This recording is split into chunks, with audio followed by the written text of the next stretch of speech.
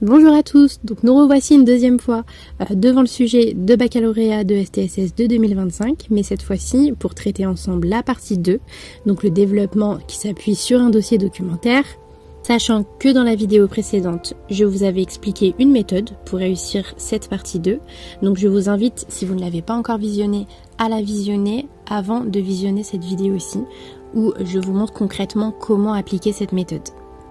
Donc ce sujet porte sur la baisse de la natalité en France et l'objectif n'est pas seulement de voir un corrigé mais surtout de comprendre comment vous devez réfléchir pour construire une réponse qui rapporte des points.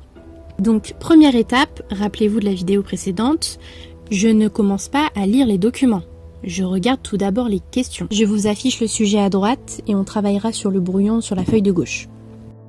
Donc question 1, présenter différents déterminants influençant la baisse de la natalité.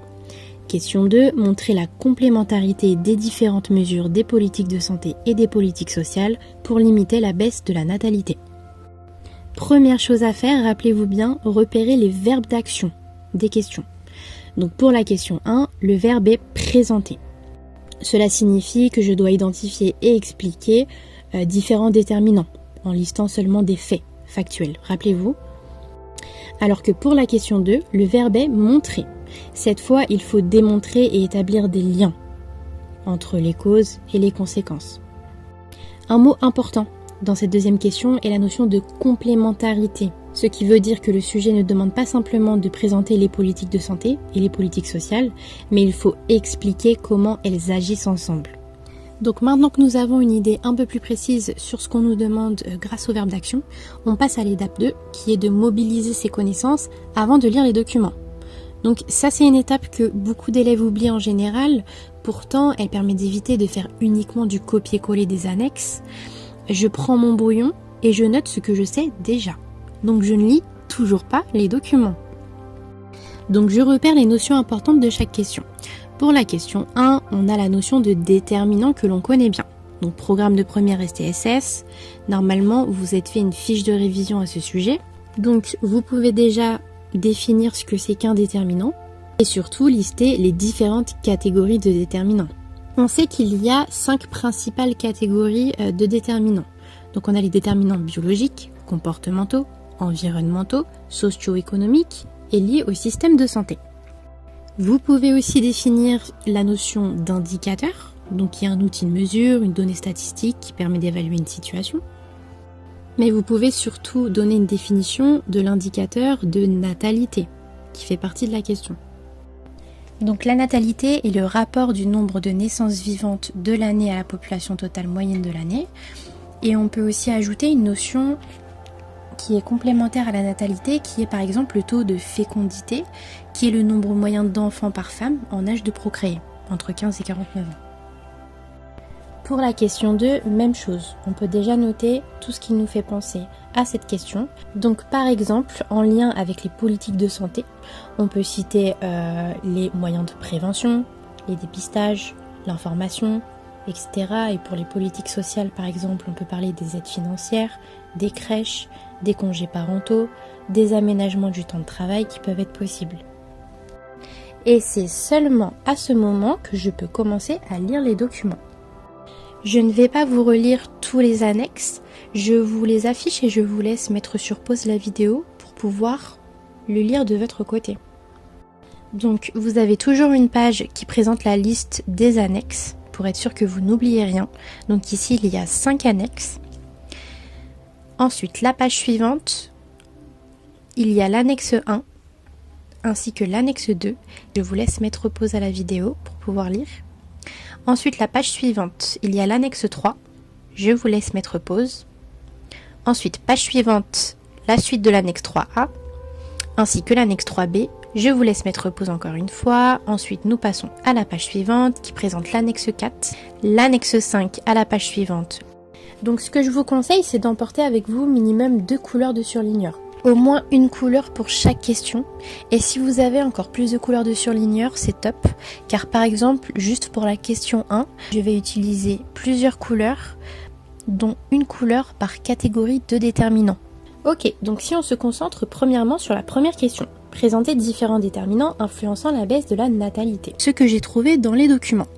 Donc premièrement, pour la catégorie des déterminants biologiques, j'ai trouvé dans l'annexe 3A la baisse de la fertilité avec l'âge, le risque de ne pas être mère, 14% à 35 ans et 35% à 40 ans. J'ai repéré aussi l'augmentation de l'âge des pères.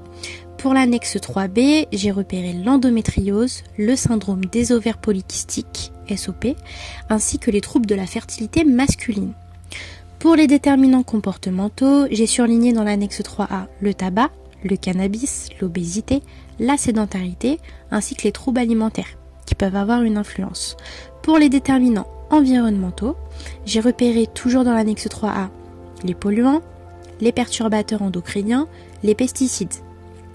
Pour la catégorie des déterminants socio-économiques, j'ai surtout repéré des déterminants sociaux, surtout dans l'annexe 3B où on voit les études qui sont plus longues, la recherche d'une stabilité professionnelle ainsi qu'un retard des projets parentaux. Donc prochaine étape, on construit notre plan, donc on travaille toujours sur le brouillon. Ici le plan apparaît tout naturellement, donc rappelez-vous dans la vidéo précédente, on va d'abord faire une introduction. Ensuite mes axes seront principalement les catégories de mes déterminants tout simplement. Donc en premier on évoquera les déterminants biologiques, en deuxième les déterminants comportementaux, en troisième axe les déterminants environnementaux et en quatrième axe les déterminants sociaux.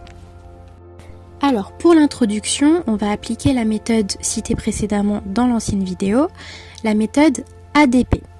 Donc A pour une phrase d'accroche, D pour une définition et P pour l'annonce du plan. Pour la phrase d'accroche, on peut écrire par exemple « Depuis plusieurs années, la natalité diminue en France ». Ensuite, on peut passer à la définition. On peut définir le terme de déterminant. Donc un déterminant est un facteur qui peut influencer positivement ou négativement une situation sanitaire ou sociale. Et ensuite l'annonce du plan. Donc la baisse de la natalité s'explique par différents déterminants biologiques, comportementaux, environnementaux et sociaux. Pour une introduction en soi, ça peut suffire. Maintenant, si on passe au développement, je vous rappelle, on peut utiliser la méthode ADE. Qui consiste à A pour l'argument, D pour le document et E pour l'explication. Donc je vais vous citer qu'un seul exemple pour chaque catégorie de déterminants. Ce sera plus rapide. Donc par exemple, pour le déterminant biologique, en argument, je peux annoncer que les déterminants biologiques influencent directement la capacité à concevoir un enfant. Donc le document que j'ai choisi pour illustrer est, selon l'annexe 3A, le risque de ne pas être mère passe de 14% à 35 ans à 35% à 40 ans. Et une petite phrase d'explication, le report des maternités entraîne donc une diminution de la fertilité et contribue à la baisse de la natalité. Ensuite, pour le déterminant comportemental, l'axe 2. Comme exemple d'argument, je peux vous citer certains comportements peuvent réduire la fertilité. C'est vrai. Et le document que j'ai choisi pour illustrer mon propos est l'annexe 3A qui indique que le tabac, par exemple, dégrade la qualité du sperme et diminue la réserve ovarienne. Et une petite phrase d'explication, on peut dire que ces effets réduisent les possibilités de conception et participent ainsi à la baisse des naissances. Allez, un troisième exemple de la méthode ADE pour le déterminant environnemental. En argument, je peux annoncer que l'environnement peut également influencer la fertilité. En exemple, je cite l'annexe 3A qui souligne l'effet des polluants et des perturbateurs endocriniens sur la reproduction. Et en phrase d'explication, je peux écrire que ces substances altèrent les fonctions reproductrices et diminuent les chances d'avoir un enfant. Enfin, pour le quatrième axe, donc le déterminant social, je peux avancer comme argument que les conditions de vie et les choix sociaux influencent les projets parentaux, forcément. Je peux illustrer avec l'annexe 3B qui explique que les études plus longues et la recherche d'une stabilité professionnelle retardent les projets d'enfants. Et en explication, je peux écrire que les naissances sont alors repoussées à un âge où la fertilité est moins importante. Maintenant, on peut aller plus loin dans notre réflexion. Un déterminant d'une certaine catégorie peut influencer un autre déterminant d'une autre catégorie. Donc on n'hésite pas à le préciser si on veut rajouter. Pour écrire par exemple que on remarque d'ailleurs que les déterminants sociaux et biologiques sont liés. Le retard de la maternité, dû notamment aux études ou à la carrière professionnelle, entraîne une baisse biologique de la fertilité. Ça montre qu'on connaît en plus de cela une autre notion du cours. Et pour conclure, on peut tout simplement dire que la baisse de la natalité s'explique par l'action combinée de déterminants biologiques, comportementaux, environnementaux et sociaux, et que ces différents facteurs interagissent entre eux et influencent à la fois la fertilité et la fécondité. Voilà, donc pour continuer à s'entraîner, on va passer maintenant à la question 2, où on va établir exactement la même méthode. Question 2, où il nous est demandé de montrer, rappelez-vous, la complémentarité des différentes mesures des politiques de santé et des politiques sociales pour limiter la baisse de la natalité. Avant de commencer, remarquons quelque chose d'important. La question 1, si vous avez remarqué, nous demandait d'identifier les causes de la baisse de la natalité, alors que la question 2 nous demande d'étudier les réponses apportées par les pouvoirs publics. Donc, on est alors dans une logique problème, cause, réponse. C'est un raisonnement typique en STSS qu'on vous demande d'avoir. Comme on vous avait précisé dans la vidéo précédente, les questions en général sont liées entre elles. Ok, donc si on passe à la recherche des informations dans le texte en ce qui concerne les politiques de santé. J'ai surligné personnellement dans l'annexe 2 les AMP prises en charge à 100%, les autorisations d'absence liées à l'AMP. J'ai repéré également dans l'annexe 5 les campagnes d'information, les consultations fertilité, les consultations préconceptionnelles et l'Institut national de la fertilité qui existe. En politique sociale, on peut remarquer dans l'annexe 4 qu'il nous parle d'aide financière, il nous parle de financement des crèches, il nous parle d'aménagement du temps de travail et il nous parle de conciliation entre la vie familiale et professionnelle. Donc, face à ce qu'on a pu surligner, on peut proposer par exemple comme plan, en premier axe, les mesures des politiques de santé, en deuxième axe, tout naturellement, les mesures des politiques sociales, et en dernier, on peut parler de leur complémentarité, comment ils interagissent entre eux. Donc n'hésitez pas à reprendre les notions de la question pour construire votre plan, de la même manière. Donc, si on veut rédiger l'introduction, toujours selon la méthode ADP, accroche, définition, plan.